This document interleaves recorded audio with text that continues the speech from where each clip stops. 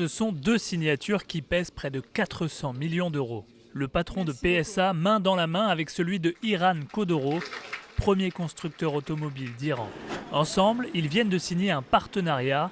D'ici la fin 2017, PSA devrait produire plus de 200 000 voitures par an en Iran. Évidemment, une bonne partie des pièces utilisées pour ces véhicules seront exportées à partir d'Europe et notamment à partir de la France. Donc c'est une très bonne nouvelle pour la France. C'est aussi une très bonne nouvelle pour le tissu fournisseur iranien. Donc c'est un partenariat qui est totalement gagnant-gagnant pour nos deux États. Parmi les autres contrats signés devant les représentants du MEDEF, celui qui associe l'Iran à la SNCF, l'entreprise française accompagnera le développement du rail iranien. On a toujours eu une relation, nous les Français, avec les Iraniens qui étaient très proches. En quelque sorte, on reprend aujourd'hui un fil qui avait été cassé pour des raisons politiques depuis un certain nombre d'années, et c'est quelque chose de très fort. Très fort comme le nombre d'Airbus achetés par l'Iran dans un accord signé à l'Elysée, 118 appareils.